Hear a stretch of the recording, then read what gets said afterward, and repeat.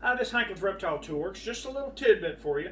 When your bandsaw blades come in, they usually come in 5 coils or 3 coils, and when you open them, most people have found their own technique. And I tell you what, they will bite you sharp or not sharp. Now my hands are pretty tough, but I'll tell you what, years ago, a shop teacher just told me, if you take this blade, okay, and you just toss it out there just like that, okay, it will unwoggle itself, okay?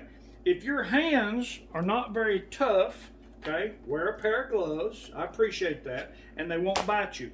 You've got the blade on. Now, if the teeth are pointing in the wrong direction, you can turn the blade, okay, and flip it inside out just like that to get the teeth to point in the other direction. So it's just a bandsaw blade, all right? Now be nice to them because they're a wonderful thing. But the next thing to do is try to figure out how to get it back in the box or back on the wall without it hanging or something like that.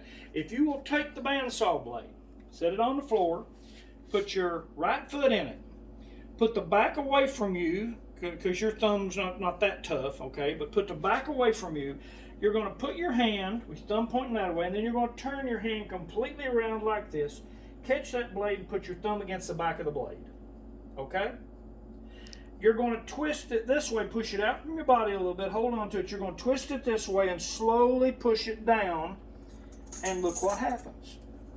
It gives you 3 lovely coils. Okay, now watch this. I'm gonna bounce him out there again. Okay.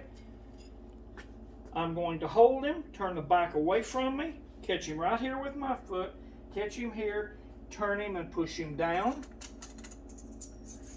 And I have 3 coils. They often come in 5 coils.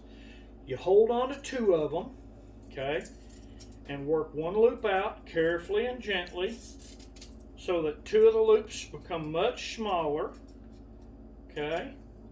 You get that one, or that one loop comes out. So we work him out, we work him out, we work him out until we've got enough to do it just like this. We do exactly the same thing. We put that big loop down on the ground, get these loops to happy up for us, grab all 3 of them now, twist him, turn him down,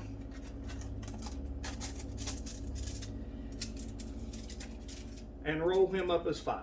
Okay. Now this bandsaw is a little dull. If it was sharp, I might grab a pair of gloves, so don't fuss at me too much, but I have done this many times, okay?